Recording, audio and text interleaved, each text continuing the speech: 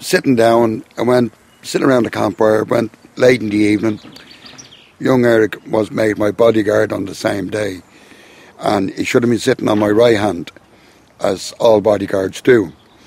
But I looked around to where's Eric, and looking over at the wee hill, I could see Eric, but he was talking to two very tall men with a hound.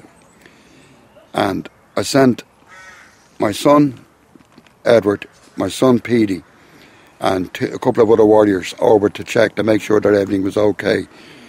Eric was on the hill on his own, and he was asked by my son who was the people he was with, and he said nobody. And we looked around, couldn't see anybody, and the hairs in the back of our neck began to stand up. And from that then, we went back to the campfire and we looked back, and here's these 8 or 9 people, all about 10 feet tall, standing with hounds, looking at us. So we went back over again, and there was nobody on the mound. But not many people slept that night because the hairs were standing on the back of their head. And from that then, the next morning we woke up, there wasn't a bird, a cow, a sheep, or anything to be seen. So the last dressing of being made chief of the clans of Ireland was to receive a fully embroidered stitched lena with all the Celtic knotwork. And that was put on me on the morning, up on the leafal. And as they put the robes on, it was very strange that all the birds, cows, horses even showed up, all around the fencing, as if they were looking to see what was going on. And it was just one fabulous day. From that, I've been chief up to Tuath, and nobody has ever laid claim to do the same. No other chief has ever been elected on the Hill of Tara except myself.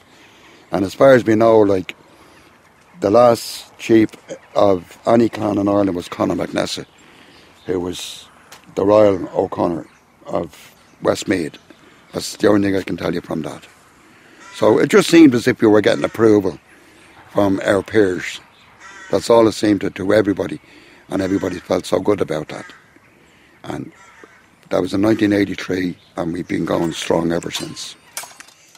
Pete has kingly presence. This imperial quality, together with his bravery and battle skills, has made him a natural leader. All the clan warriors look to him for leadership and offer him protection. This sentiment transcends any notion of staged reenactment. Some are impatient for the battle to commence.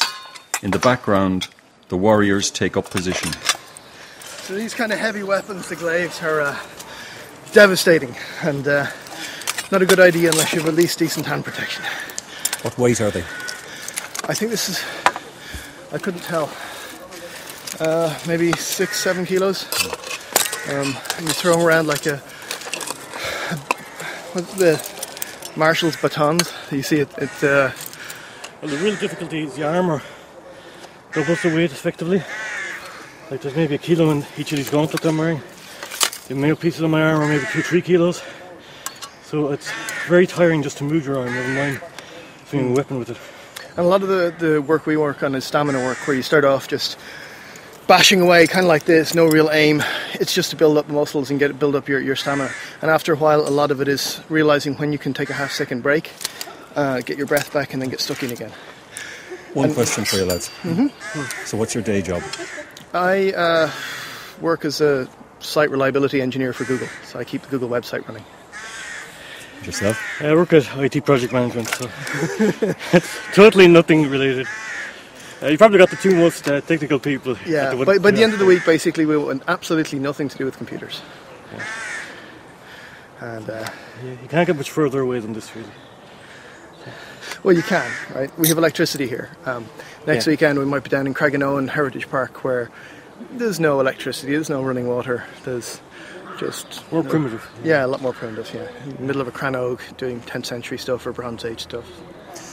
Do your workmates know what you do in your leisure time? I like to start the job, so I haven't told them yet. Yeah. I actually have run a number of courses in work on what I call medieval-style survival training for when civilizations turns to dust. Do you believe civilization is going to turn to dust? every civilization turns to dust. It's just a matter of time. Without obvious signal, the battle suddenly begins.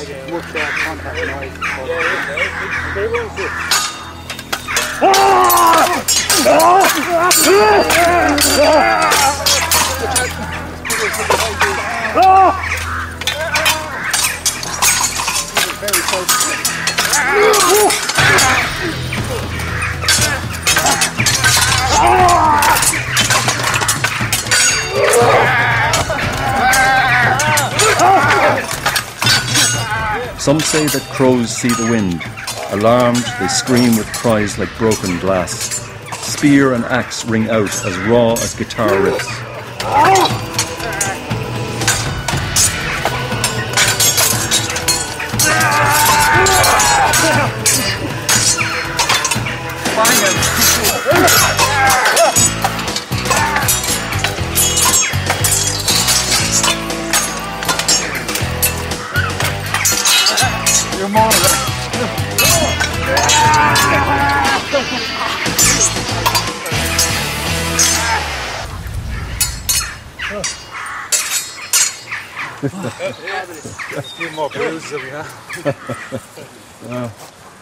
The battle is short-lived.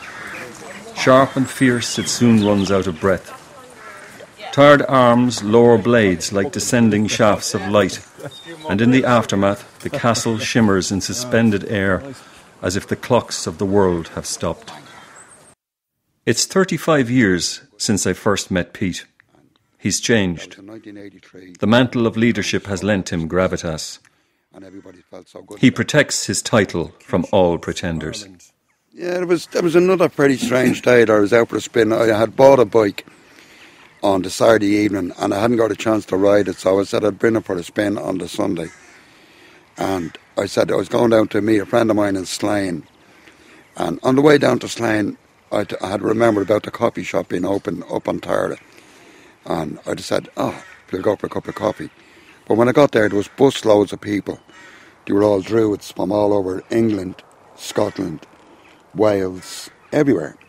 But there was no Irish, Dublin Druids, no Irish Druids. So I went up to see what the procedure was. And this chap had come from America and wanted to be made King of Ireland, King of the Celts of Ireland.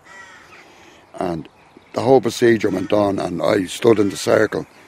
As chief of the clan, I'm entitled to stand on the inside any circle unless pushed out by one of my peers. But there was nobody there to act as my peer. So I stood there. So I stood and said, what's going on?